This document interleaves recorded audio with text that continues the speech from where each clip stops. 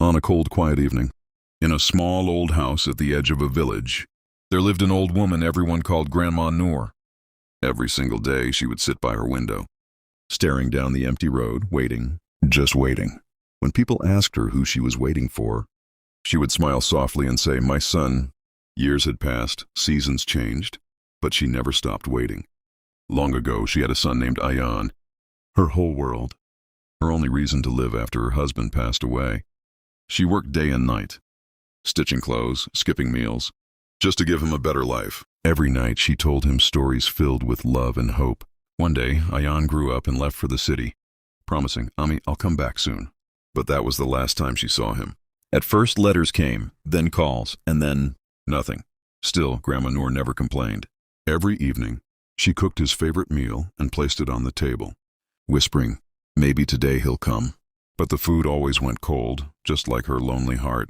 One night the wind grew stronger, and the next morning, the village stood in silence as Grandma Noor had passed away, still holding an old photo of her son, with a plate of food beside her, untouched. That same evening, a shiny car stopped outside her house, and a well-dressed man stepped out, his face filled with fear and regret. It was Ayan. He ran inside, shouting, "Ami!" But the house was silent. An old villager placed a hand on his shoulder and said softly, "You're late, son." Ayan rushed into her room and saw her lying peacefully as if asleep. "Ami, wake up!" "I came back," he cried, but she didn't respond. Falling to his knees, holding her cold hands, he whispered, "I'm sorry. I thought I had time." Then he saw the plate of food and learned she made it every single day. His heart shattered. In a small box, he found hundreds of letters she had written but never sent, each filled with love, hope, and belief that her son would return. With tears streaming down his face, he realized the truth. He didn't forget her. He just forgot that she was waiting. That night, he sat by the same window, looking at the same empty road, but this time, he wasn't waiting for someone. He was wishing he could go back in time. That night, as rain poured endlessly outside, Ayan sat by the window where his mother had spent years waiting, his eyes fixed on the same empty road, but now his heart carried a weight he could no longer escape. The house felt different, colder, quieter, as if every wall was whispering her name. He couldn't sleep, couldn't breathe properly. So he opened that old wooden box again, his hands trembling as he went through the letters one by one. But this time, something felt different. At the very bottom of the box, hidden beneath all the letters, he found a sealed envelope, older, more fragile, as if it carried something heavier than the rest. His name was written on it, Ayan. His heartbeat raced as he slowly opened it, afraid of what he might find inside. The paper shook in his hands as he began to read. "My dear son, if you are reading this, it means you came back, and I am no longer there to see you."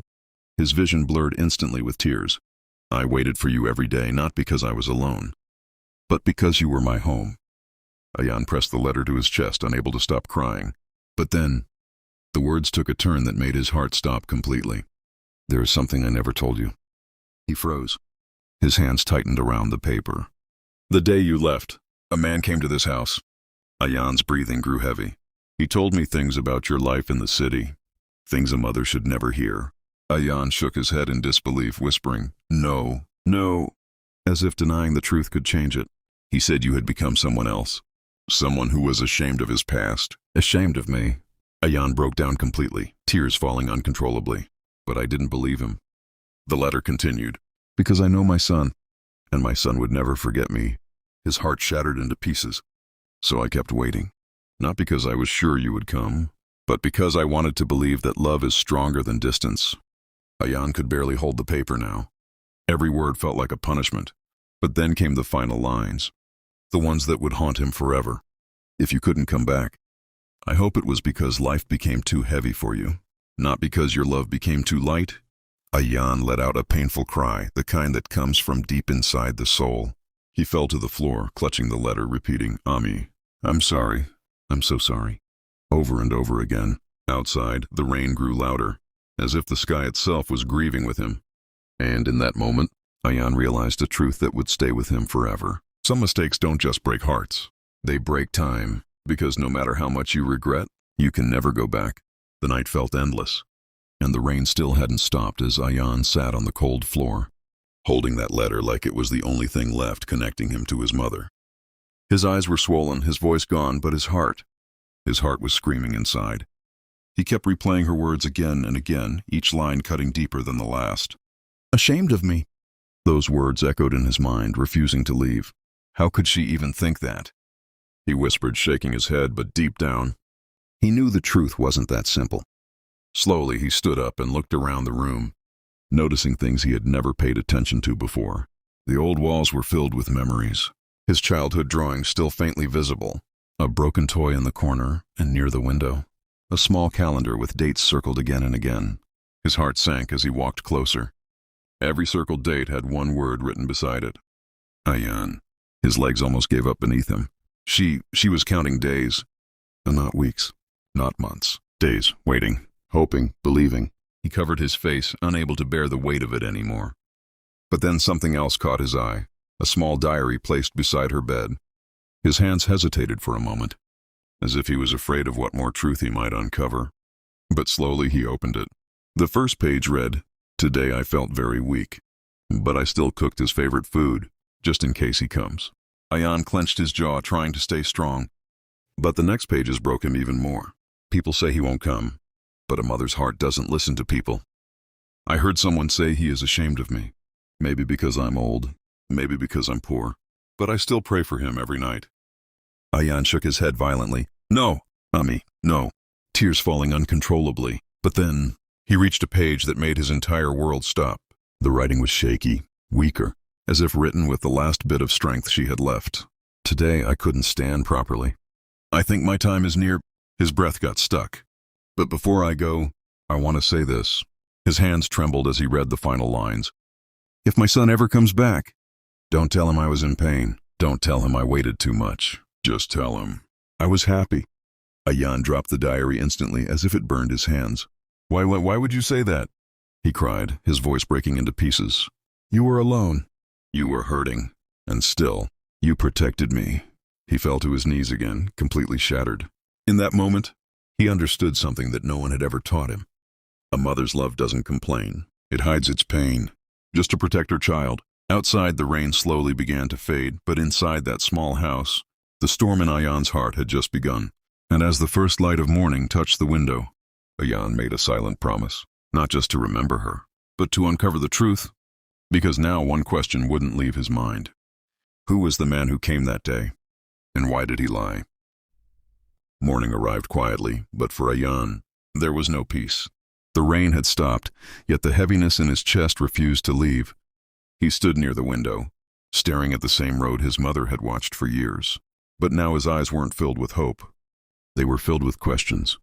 One thought kept repeating in his mind. Who was that man? The man who came years ago. The one who told his mother lies. The one who planted doubt in her heart. Ayan clenched his fists. I need to know the truth, he whispered. Without wasting another second, he stepped outside the house. His steps slow but determined. The villagers noticed him, their eyes filled with sympathy but also curiosity. An old man, the same one who had told him, "You're late, son," walked toward him again. Ayan took a deep breath and asked, Uncle, years ago, did any man come here? Someone from the city? The old man's expression changed instantly. He looked away for a moment, as if he had been hiding something all this time. Yes, he said slowly. Ayan's heart started pounding faster. Who was he? He asked almost desperately. The old man sighed deeply and replied. He said, He was your friend. Ayan froze. My friend? His mind raced, trying to remember. And then suddenly, a face appeared in his thoughts. Someone he trusted. Someone who knew everything about his life. His struggles. His past. His mother. Zaid. Ayan whispered, his voice filled with disbelief. The old man nodded slightly. Yes, that was his name. Ayan stepped back, as if the ground beneath him had disappeared. But why would he do this? His thoughts became louder, messier. He remembered the city life. The pressure. The competition. The people who always judged others by their status. Zaid was always there, always advising him. Always saying things like, if you want to grow, you have to leave your past behind. At that time it sounded like ambition, like success, but now it felt like poison. Ayan ran his hands through his hair, breathing heavily. What did he say to my mother? Exactly? The old man hesitated again, but then spoke the truth. He told her, that you were ashamed of her, that you didn't want to come back, that you had a new life, and she didn't fit in it anymore. Ayan's world shattered all over again. No, I never said that, he cried, his voice breaking into pieces. I was busy, yes, I was lost, but I never stopped loving her.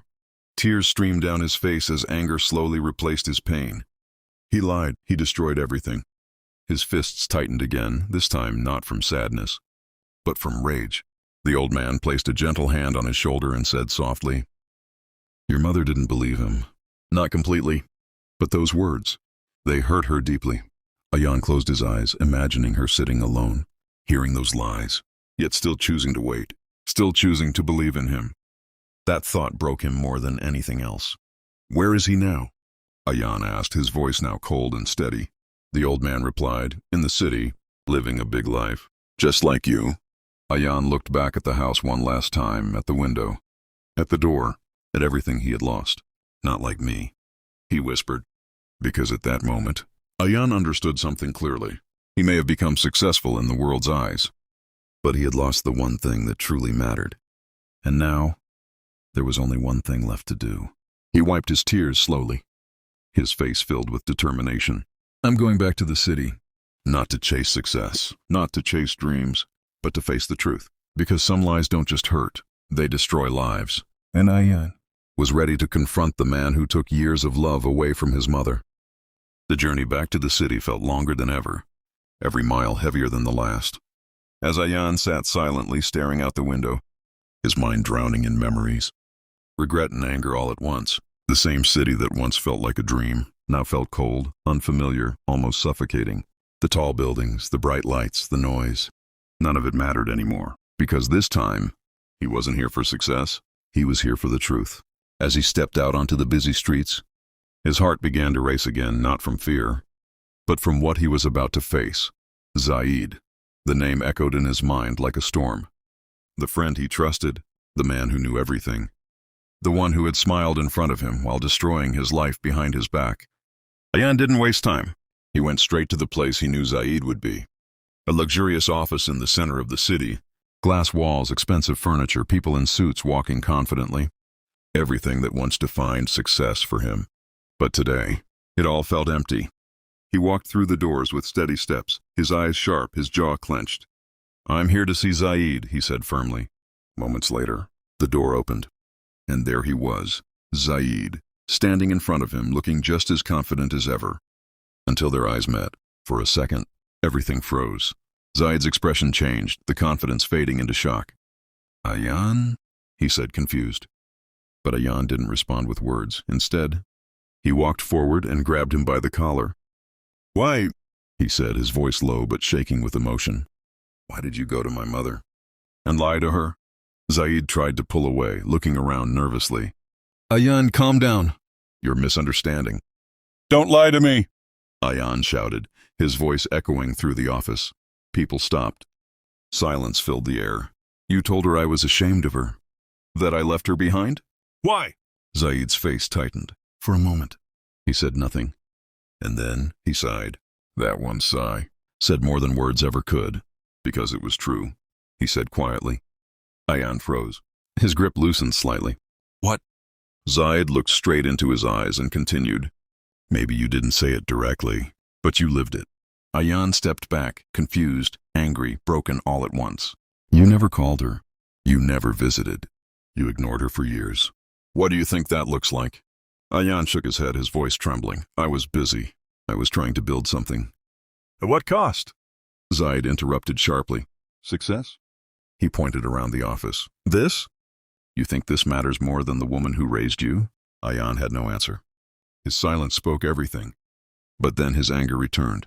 Even if I was wrong, you had no right to hurt her like that. Zaid looked down for a moment. And for the first time, guilt appeared on his face.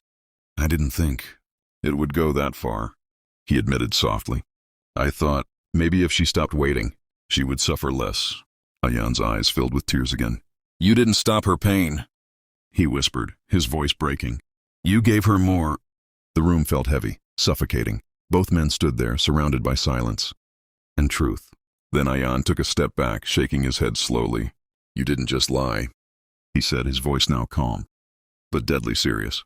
You took away the chance for me to fix my mistake. Zaid couldn't look at him anymore, because deep down, he knew, some damage can never be undone. Ayan turned away, walking toward the door, but before leaving, he stopped. Without looking back, he said one final line. I could have lived with regret. But now, I have to live with loss. And with that, he walked out, leaving behind the city, the success, and the man who destroyed the last chance. He had to hear his mother's voice again. The city no longer felt like home. Not after that day. As Ayan walked out of the building, the noise of traffic, the rushing people, the flashing lights, everything felt distant, meaningless, almost silent compared to the storm inside him. For years he had chased success, believing it would bring him happiness. But now he stood there, realizing he had gained everything the world values, and lost the one thing that truly mattered. He didn't go back to his apartment that night. Instead, he kept walking, aimlessly, through the crowded streets, until the city lights slowly faded behind him and darkness took over. His mind replayed everything, his mother sitting by the window, the untouched food, the letters, the diary, her voice, her hope, her endless waiting. Ami, he whispered, his voice trembling. I didn't know. But deep down, he knew that wasn't enough anymore. Not now, not ever. By the time morning arrived, Ayan had made a decision, one that would change everything. He went back to his apartment, packed his belongings quietly, and looked around one last time. The expensive furniture, the awards, the photos of his achievements, they all felt empty now. What's the point of all this, if she's not here to see it? He said softly. Without hesitation, he left it all behind. The job, the life, the identity he had built for years. Gone, and just like that, Ayan returned to the village. But this time, not as a son coming home, but as a man carrying regret. The villagers were surprised to see him again so soon. Some whispered, some watched silently, but Ayan didn't care. He walked straight to his mother's house, opened the door, and stepped inside. The same silence greeted him again, but this time, he didn't run from it. He accepted it. Slowly, he began to clean the house, fixing broken things, arranging her belongings, keeping everything just the way she liked. Days passed, then weeks, and something changed. Ayan, the man who once couldn't find time for his own mother, now spent his days helping others. He helped old villagers carry water, repaired roofs, sat with lonely elders and listened to their stories. And every evening, without fail, he sat by the same window, just like she used to. But he wasn't waiting for someone. He was remembering someone. One day, a little boy came to him and asked, "Why do you sit here every day?" Ayan smiled faintly and replied, "Because someone I love used to sit here and wait for me." The boy tilted his head, confused. "Did you come back?"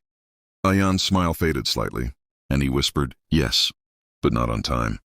The wind blew softly that evening, and for the first time, Ayan felt something different. Not peace, not yet, but a quiet understanding. That love doesn't end when someone leaves.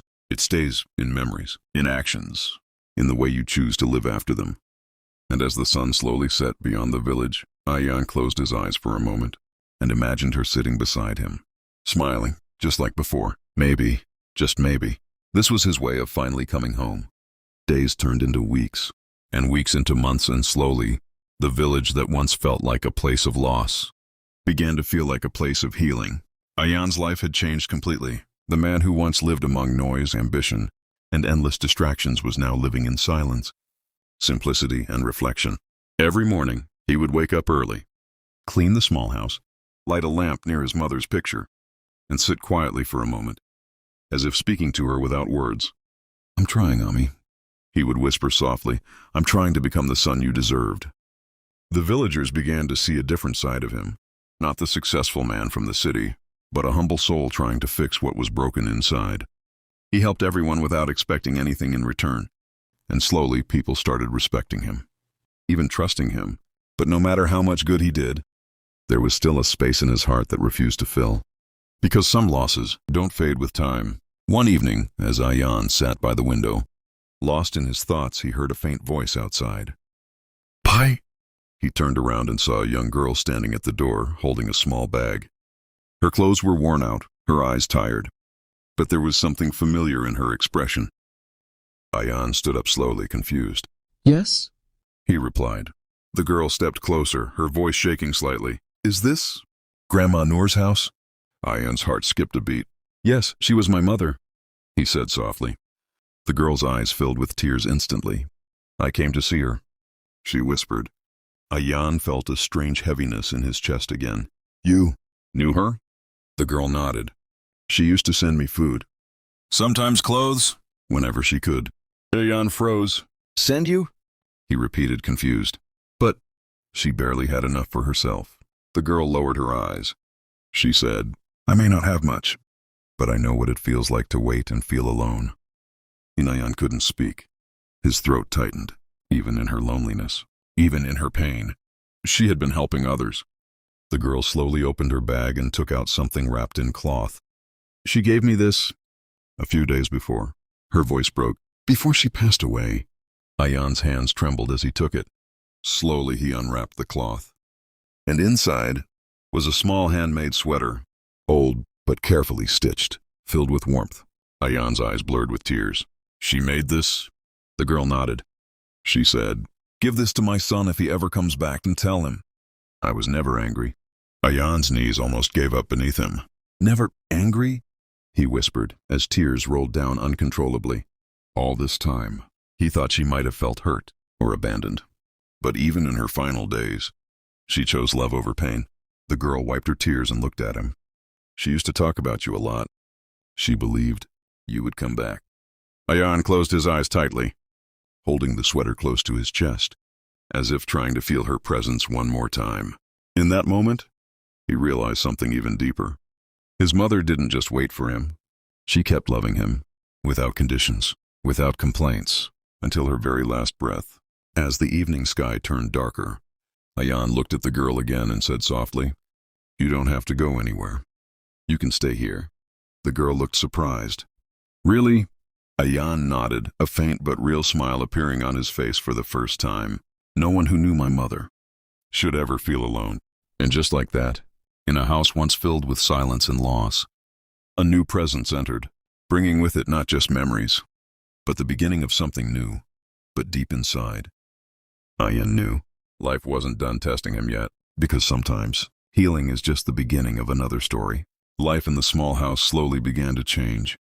The silence that once echoed through every corner was now softer, warmer, as if the house itself had found a reason to breathe again.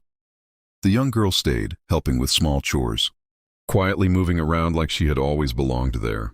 Ayan noticed how she treated everything with care. The same way his mother used to fold clothes, the same way she placed things near the window, even the way she sat in the evenings, looking at the road lost in thought. It felt familiar. Too familiar.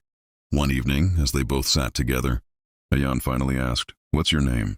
The girl hesitated for a moment, then replied softly, Sana.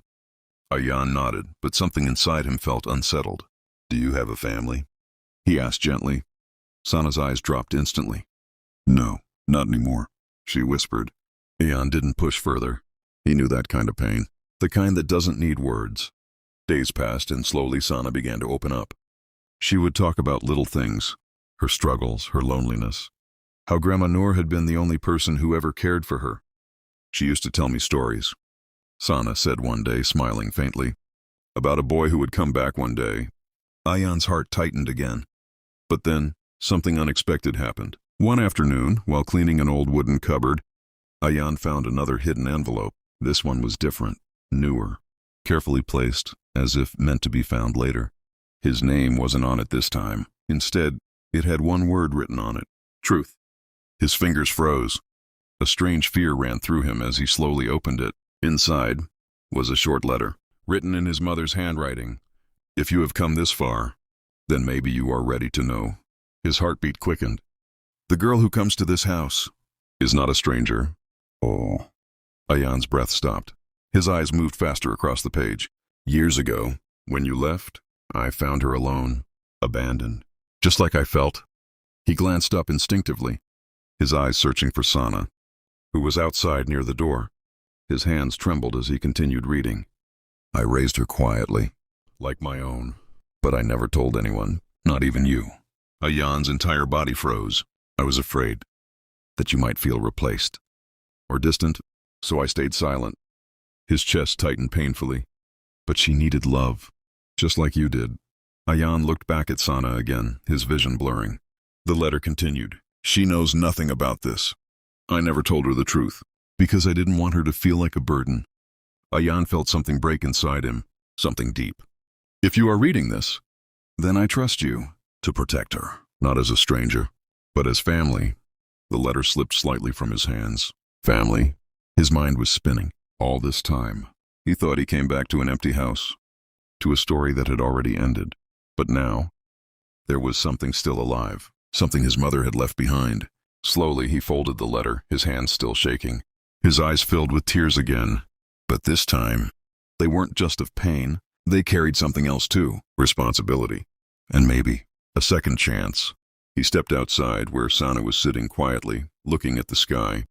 For a moment, he just stood there watching her, noticing the small details, the way she smiled softly, the way her eyes carried both innocence and sadness. Just like his mother's. Sana, he called gently. She turned toward him. Yes? Ayan took a deep breath, his heart pounding again, but this time not from regret, but from something new, something unknown. You're not alone anymore, he said softly. Sana looked confused for a second, then smiled faintly. But Ayan knew the truth he had just discovered would change everything, because sometimes the people we think are strangers are actually the ones we were meant to find all along. As the night grew quiet, a gentle breeze passed through the old house, carrying with it a strange sense of peace, something Ayan hadn't felt in a long time. He stood near the window, holding his mother's letter close to his chest, his eyes filled with tears. But for the first time, those tears weren't just of regret.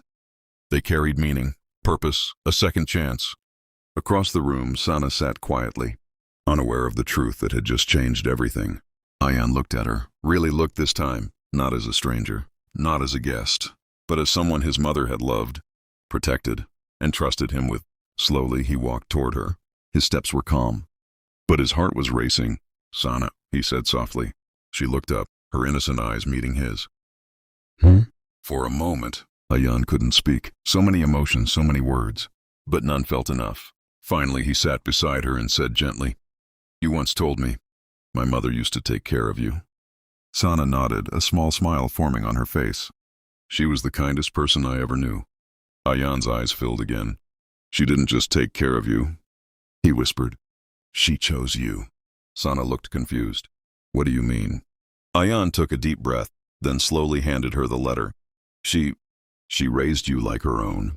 Sana's hands trembled as she read, her expression changing with every line. Confusion, disbelief, pain, and then tears. No, this can't be, she whispered, shaking her head. Why didn't she tell me? Ayan's voice broke as he replied, Because she didn't want you to feel like you were ever alone or unwanted. Sana covered her face, crying silently, years of hidden truth crashing down all at once. Ayan placed a gentle hand on her shoulder, not as a stranger, but as family. She loved you, just like she loved me. Those words changed everything, slowly. Sana looked at him again, her eyes still filled with tears. But now there was something else too. Belonging. Then, what am I now? She asked softly. Ayan smiled through his tears, the first real smile in a long time. You're home. Silence filled the room. But this time, it wasn't empty. It was warm, alive, complete. Days turned into weeks, and something beautiful began to grow. Ayan didn't just stay in the village. He rebuilt it. In his mother's name, he started helping those who had no one, feeding the hungry, supporting children, caring for the elderly. And Sana, she became his strength, his family. Together, they turned that small broken house into a place full of life again. But every evening, without fail, Ayan still sat by the window, not waiting anymore, but remembering, honoring, loving. One evening, as the sky turned golden, Sana sat beside him and asked, Do you think she can see us? Ayan looked at the sky, then smiled softly. I don't think, he said gently. I know. And in that moment, the wind blew softly, the same way it used to when Grandma Noor would sit there, as if her presence had never truly left. Because some people don't disappear. They live on in love, in memories, and in the lives they change forever. Ayan closed his eyes for a second and whispered, Ami. I came back, and somewhere, beyond the silence, it felt like she finally smiled.